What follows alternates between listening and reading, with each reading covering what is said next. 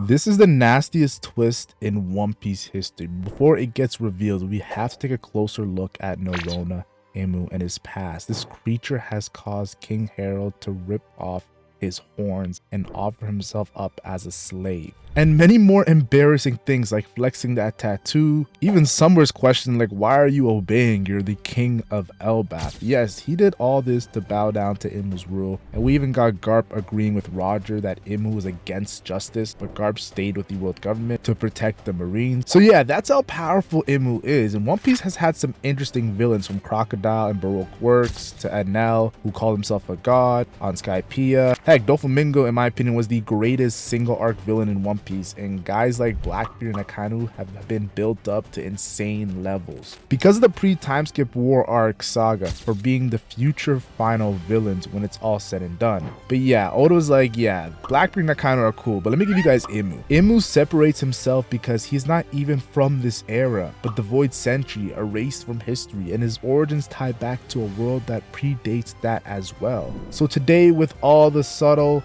and hidden clues in One Piece, I will uncover the mysterious Imu's past and how he might be more connected to Monkey D. Luffy than we thought. Everyone subscribe to the channel and turn on notifications for more interesting One Piece topics to be explored. This year, we already got a major chunk of Imu's past, but if you guys don't remember, let me re-jog your memory. The mural Frankie saw in the Harley text that Robin read, and the first world where Imu raged. And with Imu's Serpent of Hellfire, aka Loki's Devil Fruit, as you can see, the serpent have the same mark as the ancient giant on the mural. Yes, they teamed up and shrouded the world in darkness and death. As it's stated in the Harley text, the sun god never met Imu in the first world. So this to me just means the serpent's origins is super heavily connected to Imu's story, and it'll be a good hint to how Imu's past was. Then we have the second world, where Norona Imu, who we see today on God Valley and Elbaf, was born. Yes, the Void Sentry Imu, as Imu tamed demons. This sentry adds another element, as seen in the Harley text, they say the sea god.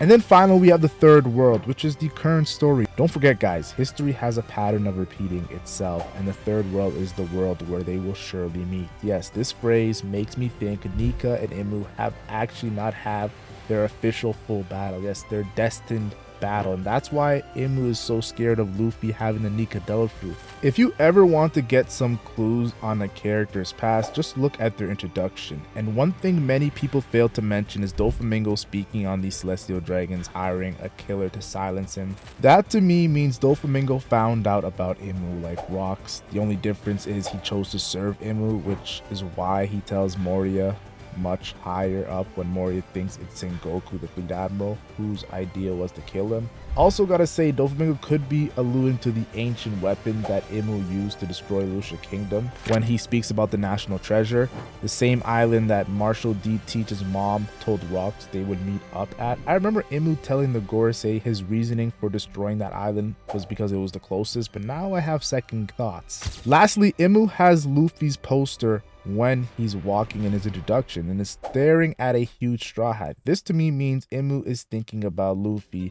and Joy Boy's connection well before Luffy even awakened his Nika powers. And might I add, it would be cool if before Shanks gets the deep contract from Imu, he puts his straw hat on and hakis Imu to oblivion. Before leaving, we know Shanks' haki has been compared to Imu's rival Joy Boy on Egghead Island. He's the child of destiny. We could get some more Imu lore through this straw hat, because we know Imu has one and Luffy has one. Imagine Imu wears that huge straw hat. We know there are two straw hat wearers in the Void Century, and if it isn't Imu, maybe his op, the ancient giant on the mural, with the legendary Delphi that Imu fears. Now, I'm not just gonna look at Imu's introduction when trying to find clues of his past. I'll look at the entire arc he was introduced in. Yes, the Reverie arc that fans so much enjoyed. We know Joy Boy and Poseidon of the Void Century had a special connection where Joy Boy apologized on the poneglyph. And then we look at the current story where Nika, Luffy, and Shirahoshi Poseidon have a connection, as well as Loki and Shirahoshi too also have a connection. And it makes me think, Imu having a knife stabbed into Shirahoshi's picture, with Shirahoshi's two best friends being the two legendary Delphi users, and with Caribou exposing to Blackbeard her secret powers, I could see a four-way battle on Fishman Island. We already know that Blackbeard's already made his move, and we saw what happened on God Valley when the Haki was too powerful. Imagine adding that insane level of Haki and insane Dofru power with the Yami Yami no Mi, the Gurgur no Mi, Loki with the legendary Dofru, Luffy with the Nika powers, and Imu, of course, with the black monster, crazy Dami reverse, insane hacks. This combination is so strong it ends up destroying the island, like Madame Shirley predicted. And Imu also probably has a connection with the mermaid princess of the Void Century and might call Shirahoshi her name like he did Rox and Davy. Also, Shirahoshi's picture being stabbed while Vivi's picture being untouched, and that's the one he separates from, of course, Blackbeard, Luffy, and Shirahoshi. It does explain a little bit about Vivi and Lily and Imu, but I'll explain it a little bit more in details later on in this video. It's one of the main pieces to unlocking Imu's past, actually.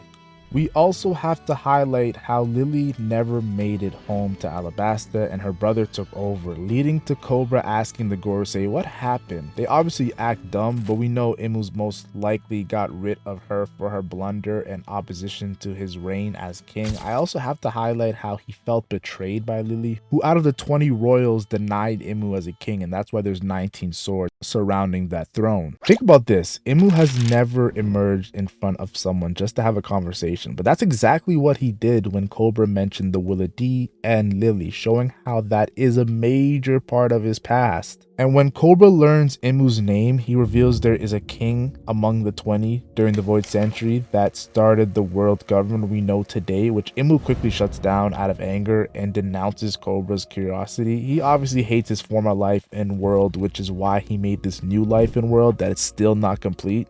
Imu outright says the D is the moniker of the ancient enemy, and I know Corzan already confirmed during Law's flashback, but this holds more weight as Imu, the actual main enemy of the Willa D during the Void Century, is confirming it. Now, I believe Imu's hatred for Davy D. Jones runs deep for starting the Willa D, the dream that Rox talked about, but don't forget there's a whole group of characters that Imu hates with the D initial, as he doesn't even care about the current ones who don't even know what it means. Yes, Imu's past leads to hatred of Monkey D something who could have been Joy Boy, or Trafalgar D something who could have lost his life giving Imu the immortal surgery, Cloud D something who probably is a scholar of the old ancient kingdom before Imu's reign, Jaguar D something, maybe the ancient giant with the legendary Dofru or a part of the Gali Law, and we all know Neftari D Lily, who he was in love with, reminded me of Joe from You. So that's why it's so impactful that Cobra confirmed the switch up on Imu, making him so pissed he killed Cobra right on the spot. I'm a little iffy on Portka's D something, though she probably existed in the Void Century.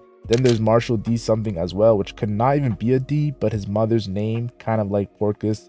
But what if Rox's lover and wife was actually a Willa D member, Marshall D something? What if his mother is a D? It would make sense for both Roger and Rox to fall for D initial characters, but I can't wait to see how it all plans out when it comes to the Willa D, that group that goes against the 20 kings. Imu also reveals a little bit about the past, saying Lily's blunder on that fateful day was a key reason Ohara was able to study the Void Century through the poneglyphs, which of course leads to Wano and the Kozuki clan with Moria being a part of it. And like I said, Imu wanted Moria dead by Doflamingo. I also think we can get more of Imu's past through Nico Robin meeting Imu, speaking on the poneglyphs she's read so far, what she knows about the Void Century, and maybe Imu speaks on the Cloud D fella from the Void Century. Who knows? I do think it would be cool to see if the Mare no Mi was a factor during the Void Century battle, with Imu's connection both through Ace, who died at Marineford War, and Sabo, who attacked Imu with the Del Fruit, as Imu easily tanked the fire attack. We know in the mural Imu is seen carrying a sun-like power that seems to be flame, so why not make this a Void Century plot point, the Mare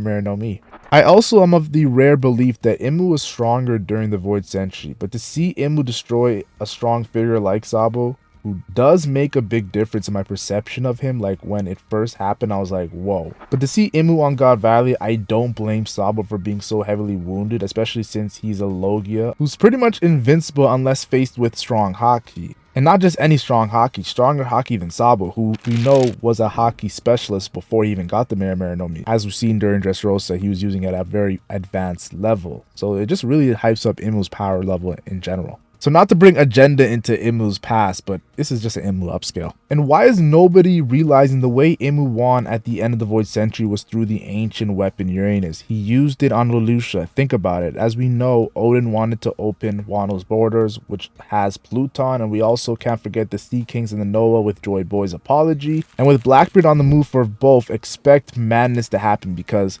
Imu won the Void Century because he used an ancient weapon. The Willa D group had 2 ancient weapons, they just didn't shoot them off yet, and now is the time to shoot them off yet. So Imu, this is not just like the past. I also want to say Ivankov, knowing about Saint Imu of the Nerona dynasty being one of the original 20 kings, but don't forget there is an island where a royal family took over the Nerona dynasty, the same way Riku's family took over the Don Quixote family. So expect this island to hold the key in not only defeating Imu, but also who he was in his past. And imagine for the original Monkey D to be also from this island. Remember chapter 96, Whoopslap said it's his dream or his destiny.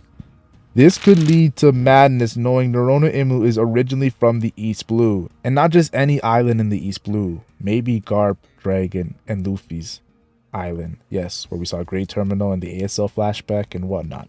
Quick side note, Ivankov does mention the immortal surgery being done on him, proving the power is real, that Doflamingo was chasing after during Dressrosa with the law of Willa D having the Delphi power to make Doflamingo immortal. So I do think everything Oda does is intentional because he already knows how One Piece is going to end. He's just filling out in between the story. The reason why he's so motivated and fueled to finish One Piece is because he can't wait to draw that final saga. Sabu then questions and says, so that's the person I saw? And Ivankov says, who else could be a king over celestial dragons than their own? But that's the thing, maybe Imu is just a vessel taken over from a creature of the first world. For all we know, Nerona Imu before taking over could have been a good dude, maybe even friends with a Willa D member like Lily, Monkey D something, Joy Boy, Davy Jones, who knows, guys? Now, before I bring in Imu's major past and the connections here, let me talk about some quick things before I do this. Yes, Imu destroyed Enies Lobby, like Leloucha Kingdom during the Void Century. Yes, Enies Lobby was among many islands he destroyed during the Void Century, causing the world to rise. Now, we know Vegapunk's Mother Flame is the reason why he was able to use the ancient weapon again since the Void Century, so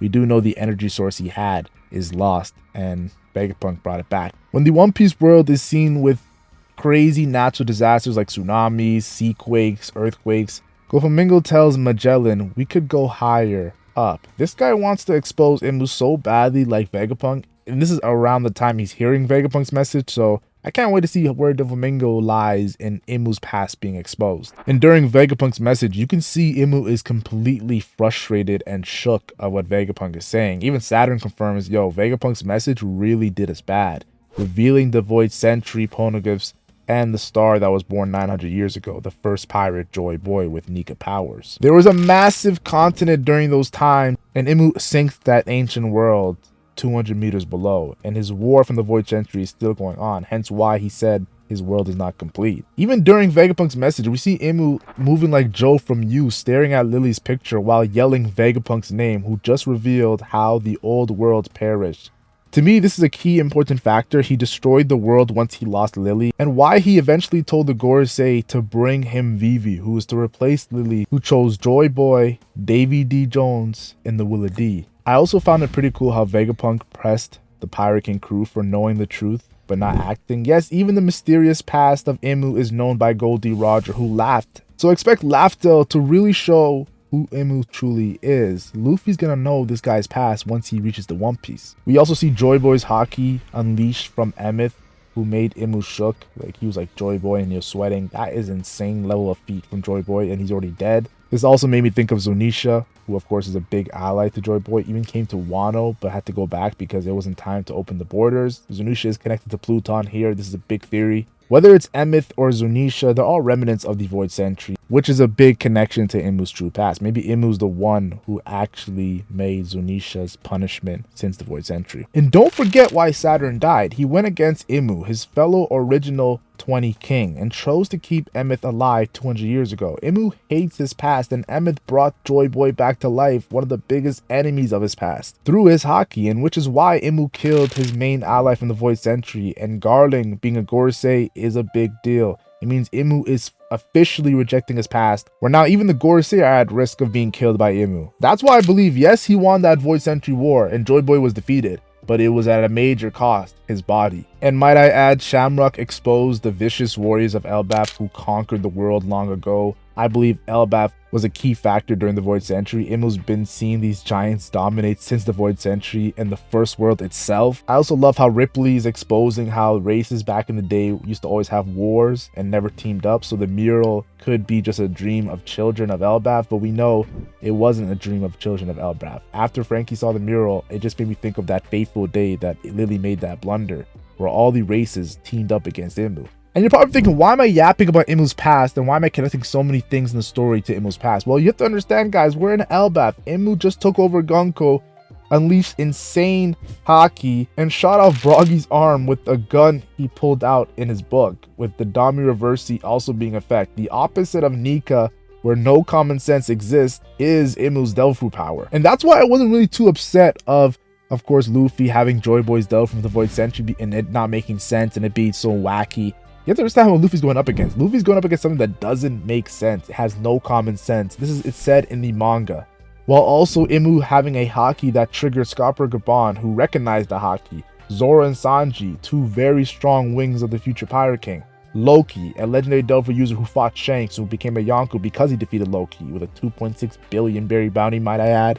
And Monkey D. Luffy, an official Yonko worth 3 billion berries who just defeated Kaido and just fought Kizaru and Saturn. The hype is real, and that's why I have to do this deep dive on Imu's past, and that's why it's so long, guys. If you guys don't want to watch long videos, get off the channel, but we're talking about Imu's past today. During the God Valley flashback, we first see Narona Imu letting Rox know he does not care about the lives of the kings, but Rox says your holy land is in panic as Gunko watches on. We learn two major things here. Imu really does think he is beyond everyone in the One Piece world, and two, Gunko was a loyal servant to Imu. This is a big deal knowing Imu transferred his body into Gunko during Elbaf. I believe Imu is like Orochimaru, who lost his original vessel during the Void Century, and his usage of Gunko at Elbaf and Saturn at God Valley reveals he is looking for his next vessel, which in my opinion is Straw Hat Luffy, as I explain later in this video.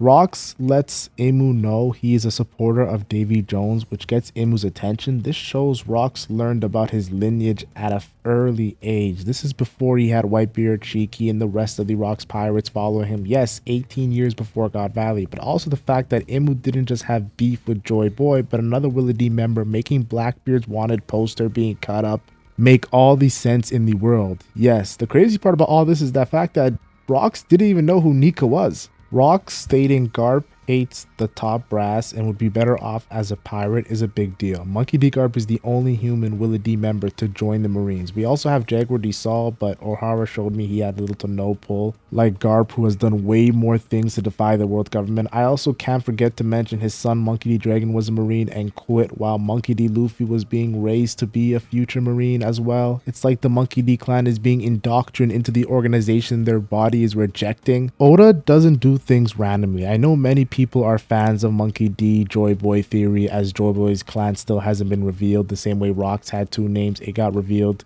he was a Davy D. Zebek actually, but I believe Oda can set up one of the nastiest plot twists that would break the minds of One Piece fan base around the world. Imu decides to accept the Elbaf nation into the world government, but Rox needs to be killed by Herald first. Obviously, Imu had fear for Rox even without knowing his lineage because of the major threat he was, especially being a part of the Willie D, the same faction that made him crash out when he learned Lily was a D as well, showing the initial itself is his major enemy. Everyone knows how Figureline Garling, the strongest Holy Knight at God Valley and the commander of the group, surprised his superiors, the Gorosei, by taking over Saturn's position, a member since the Void Century. And some might say he's the current strongest Gorosei. Yes, Garling might be it. Though I do think Workery and Venus Zero are probably the strongest. But when he told the Gorosei before the God Valley incident, the Great One will be pleased by the discovery on the island, it shows me one major thing. The Figureline family has strong ties to Imu during the Void Century. Even though they weren't an elder class, a Gorosei class like Summer's and Jupiter's Shepherd clan, and so on, I personally believe Garling and Imu's relationship of evil is a stark contrast of Shanks and Luffy of good. Also, the discovery being the Davy clan obviously references to Rox and Blackbeard, both being the major enemy to Garling and Imu who killed Rox. and Shanks and Luffy, who will both fight Blackbeard at the end of the story. Oda then did something hype, revealing Rocks was not only a supporter but a direct descendant of Davy D. Jones, and his clan was discovered for the first time since the Void Century, meaning Davy D. Jones was an original Willa D member like Lily, showing he was an ally with Joy Boy during the Void Century and putting him against Imu. To me, this makes me think the Void Century era was quite similar to the current era, only it's the origin, as Joy Boy was the first pirate, meaning Davy D. Jones, who wanted to be king of the world, was probably inspired or motivated by Joy Boy. And don't forget the Ancient Kingdom, that will be the home to the Void Century flashback, where we finally learn Imu's past. Also, might I add, Saturn telling Garling this is quite the find, same way Shanks found the Nika fruit that avoided Imu since the Void Century. Plus, don't forget the Davy D. Jones original Buccaneer theories that are around. But like I said, we are trying to uncover Imu's past, so let's not get too sidetracked over here. We know that there are 3 ranks for that tattoo seal was seen on the Holy Knight, Shanks and Herald, but Gunko already introduced this concept on God Valley when it was said she was the God Steel for Imu. Now we know Saint Gunko is from the Manmir's family house that also has a Holy Knight that we saw during God Valley, but Gunko is different as she has arrow powers like Imu showed versus Sabo, and she was taken over by Imu on Elbaf like Saturn on God Valley.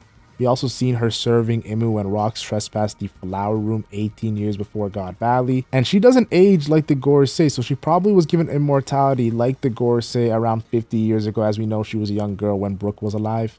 I also want to comment on Garling and the woman Holy Knight on God Valley stating the Great One Imu would be pleased after they found out Rocks was a Davy clan member. Mind you, Imu already wanted Rocks dead, so this is just another layer added to the beef that Imu had with Davy in their past, and how significant it was. Sometimes I believe Davy and Imu went toe-to-toe more times than Joy Boy and Imu, though I do think Joy Boy versus Imu was the final fight of the Void Century. Now enough of Imu's fascination on the Davy D. Jones. Let's talk about Saturn.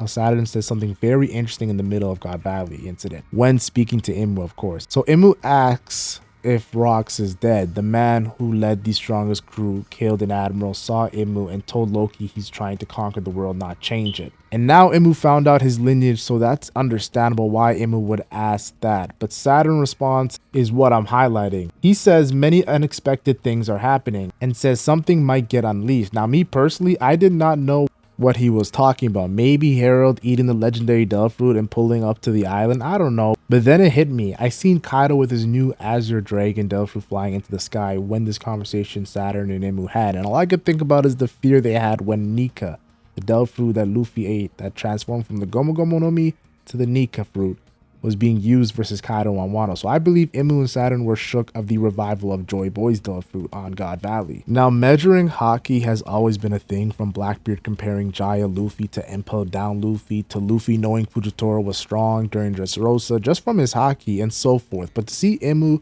arrive on God Valley through Saturn's body, who might I add already had an insane haki feat himself when he arrived on Aked Island, Imu said hold my haki as he triggered big names like Rocks, Roger, and Garp simultaneously, while also having Whitebeard question what the hell he was facing to Rocks, as he replied the world, knowing Rocks seen that haki in the Flower Room 18 years prior. And this catapulted his journey of conquering the world. Might I add, his wife exposed it was too early for Rocks to be even facing the world through his timeline, as he measured Imu's haki and left when he killed a damn admiral. Rocks always knew that Imu was stronger than him. And why is nobody talking about Imu's first attack on God Valley, killing marines and pirates with no regard? The confusion it brought was absolutely insane, while we see Roger Pirate saying the pain was compelling, like Imu's attacks weren't to hurt, but rather to change both marines and pirates to his warriors. Imu is the opposite of Nika. What he does is he influences with his darkness rather than laughter and positivity. We also learn a little bit more about Garp and Imu's relationship here, which is non-existent, as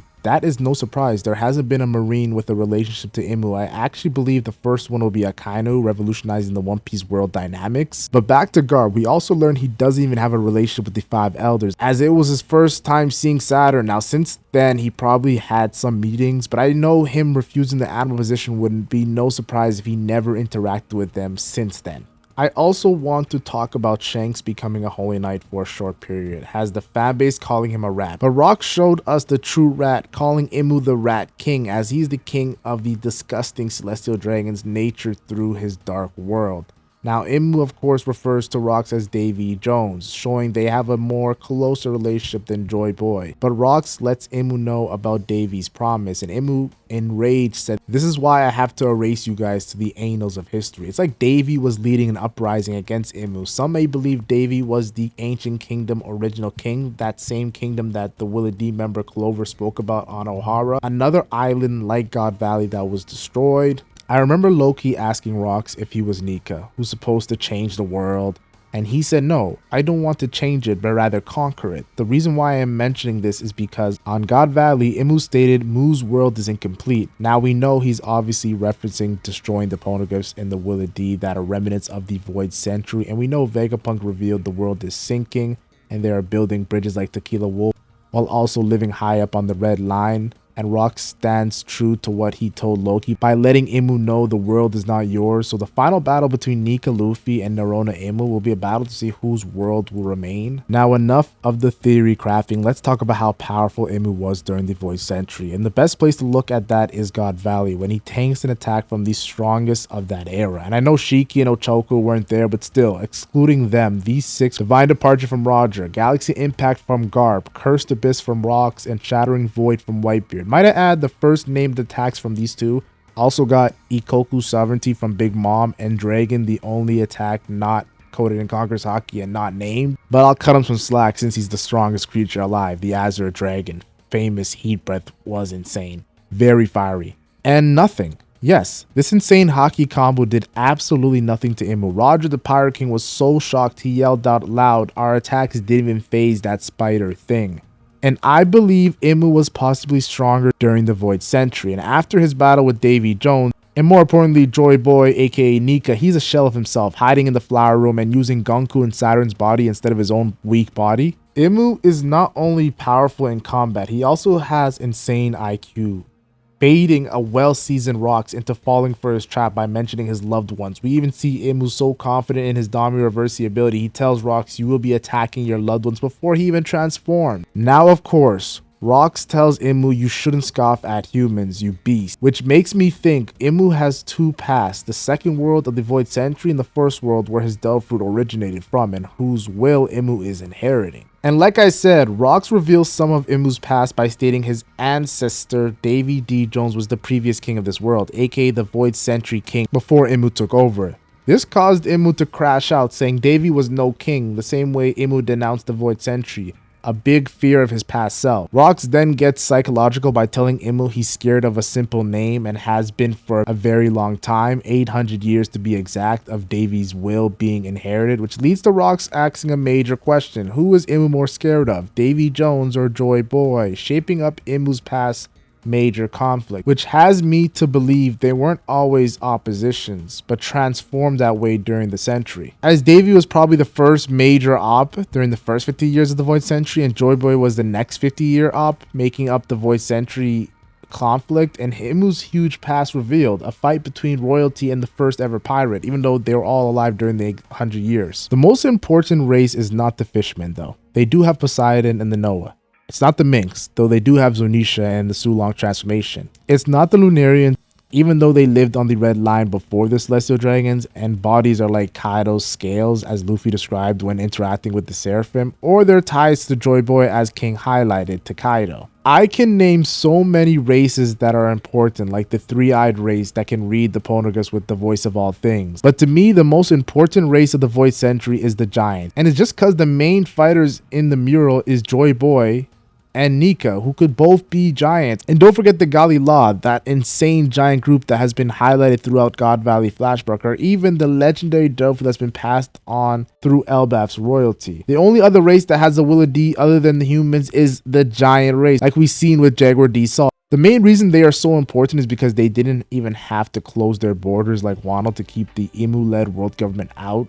since the Void Century, and partly the reason they love Nika and their sun god so much. So when Imu tells Rocks the new gentle giants will be his new soldiers, as he won't ever get this opportunity again, it shows why the hearts of the final saga is in Elbaf, when Imu himself has shown up through Gonko. Yes, Elbaf is the major key to Imu's past, and it really makes you think of that huge straw hat at the Holy Land, and how Imu's been so against the giants joining the world government until Harold said he would be a slave, the strongest giant fighting on par with rocks. This move is insane. Even had Garling questioning Imu's plan, and how a king of Elbaf will obey the celestial dragons. That was Summers asking Harold that. We also get another closer look at how Imu was possibly pushed to the edge during the Void Century in their past when Roger and Garp unleashed their Congress Haki to break Davy D. Zebek from his Dami Reversi trance. And this is a big thing to Imu's character. He didn't have that much control during the Void Century compared to now, which is why the mural has everybody fighting Imu and his Gorosei. Look at God Valley when he is leaving the island still controlling Saturn's body, stating that island never existed. Is that clear?